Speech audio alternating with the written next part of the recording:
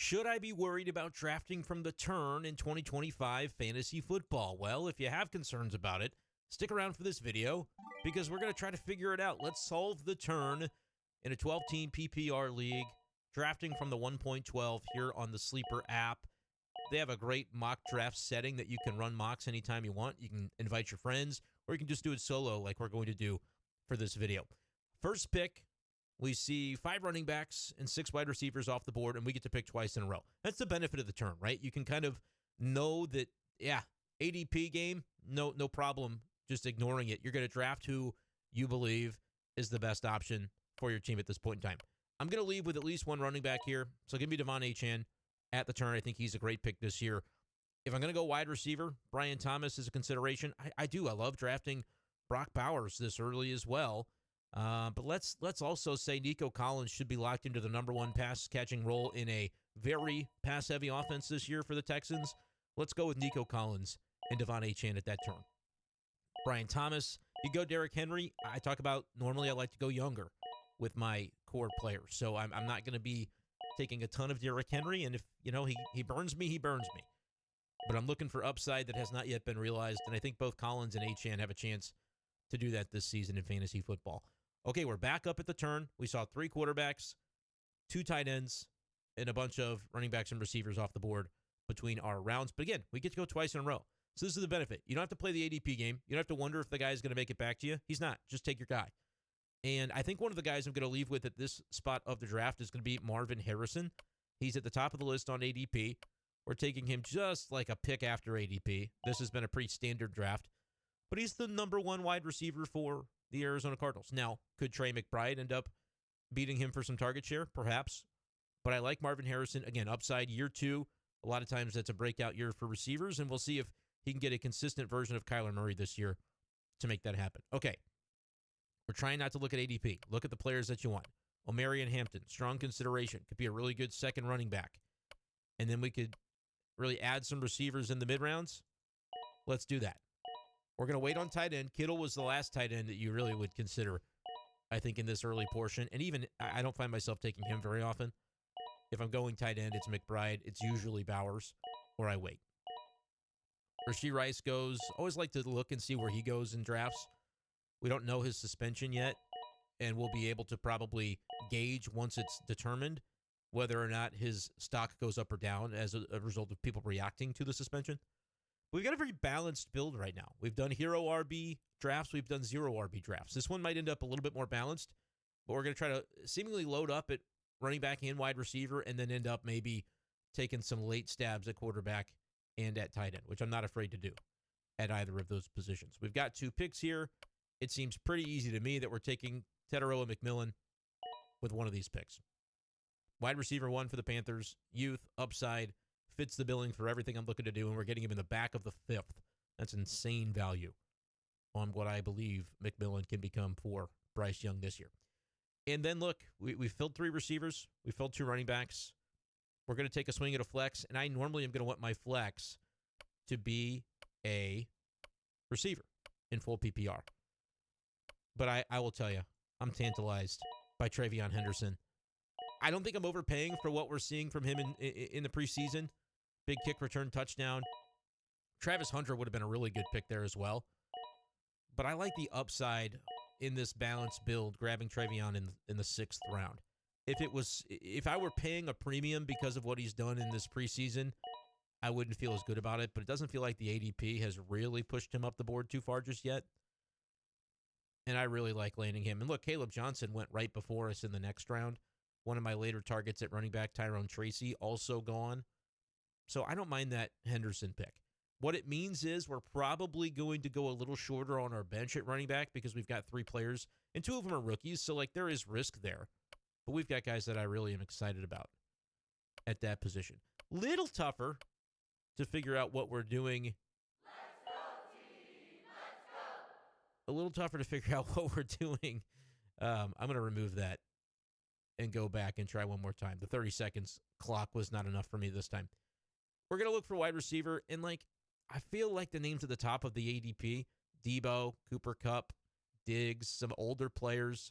Juwan Jennings is banged up. So would I go upside in youth with like a Matthew Golden or a Emeka Egbuka? Maybe. Ricky Pearsall, he's kind of interesting. I did it to myself again. I keep talking. All right, I promise I'm picking this time. We're going to go. Diggs is a strong consideration for me because I want a piece of that Patriots passing offense with Drake May. We're going to slide down a little bit and go Pearsall. And then it's between Golden and Egbuka for me. I'm not ready to go Mark Andrews. Quarterback, yeah, we could do it, but I'm going to show you how you can wait on quarterback and be just fine and actually feel really good about it. And we've got 3 running backs already. So let's pick a wide receiver. Golden, Egbuka, you can take your pick. Golden has a better chance to shift up the depth chart there in Green Bay, but Egbuka is, I think, the most talented of the two. Is there some small thought that Egbuka could even fall to us in the next round? I guess. That probably doesn't happen. But did it play into my consideration at all? I think it did, and it probably shouldn't have, as Egbuka goes here 9.3. Yeah, take the guy that you want. Don't take the guy that you think, going to play this ADP game. Again, you can't play ADP game from the turn. It just doesn't work. It doesn't work. Tyler Warren would be a tight end that I would say keep an eye on as you get to this part of the draft if you aren't taking one. You know me. I like rookies. I like upside. Colston Loveland represents some rookie upside as well. And it just so happens that his quarterback is still available to us. This might be a little bit early to take Caleb Williams, but I can't guarantee he's going to make it back to us. So let's just solve in one fell swoop the quarterback and the tight end spots by stacking the positions. I may regret missing out on like a Jaden Higgins to stash on my bench at receiver, but I'll take Loveland, and those 2 Bears will be in my lineup. A lot of rookies on this team. I understand it might not be everybody's cup of tea, but that's the way I like to play. Give me upside, and if it doesn't work out, then I'll trade him to somebody else who still thinks the rookie is going to emerge later in the season, which oftentimes they do if you're patient enough. Otherwise, you find guys that you can move on from if they're just not going to be part of the mix. But rookies always have that allure to them where even if they're not playing, you can convince a league mate, hey, by week 8, he's going to be a starter. And a lot of times that'll be the case. It's a lot easier to do that than go the other way. Say you're drafting J.K. Dobbins and he fades out in Denver for R.J. Harvey. Well, you're not going to be able to convince somebody that J.K. Dobbins is on the come or on the rise. No, clearly the rookie Harvey will be at that point. Speaking of rookies, maybe I'll draft one more receiver because, again, we got 3 running backs that we feel good about. We drafted them early. Achane, Hampton, Travion Henderson. I promise you, all of them are going to play. It's going to be fine. We want a 4th running back. We're going to leave here with one more, and we'll probably leave with one more tight end, too. And Isaiah Likely is banged up, but he's the tight end I think I want to go with. And I'm going to do it right here. And then I'll take a stab at a bench running back at the end. The reason I take Likely is because I kind of like the idea that maybe he's not available for week 1. And I get to put him in an IR slot for week 1, knowing that, all right, I'll start Loveland if I have to. It's a little risky because he's a tight end and he's a rookie, so he might not hit for me in week 1, Colston Loveland. But I think Caleb Williams and that Bears passing offense is going to take a huge step forward this year. And if Likely's not available for week 1, it means I get to pick up somebody else.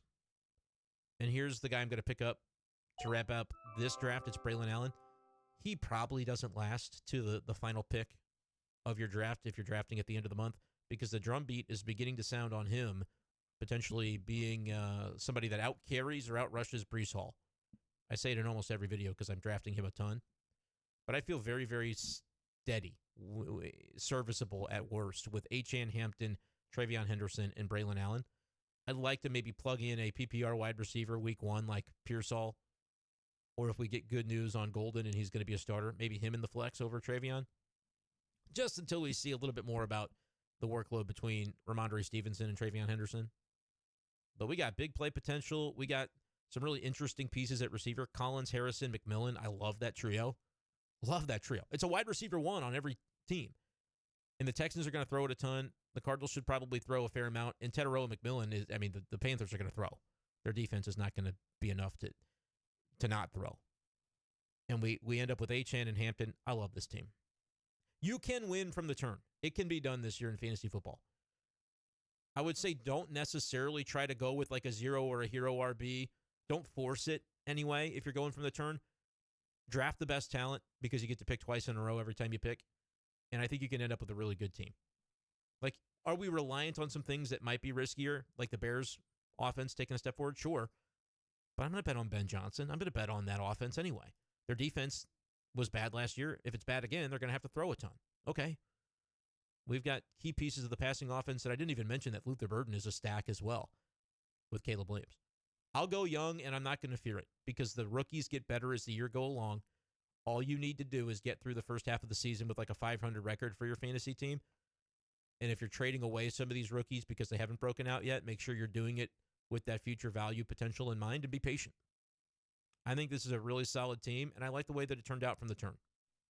Let me know if you feel this. There we go. For a minute, I was like, where did the video go? Let me know if you feel the same. Let me know if you feel different. But this was a fun exercise, and I think I'm not fearing if I end up going from the turn in my fantasy draft this year. How about you? Let me know in the comments below.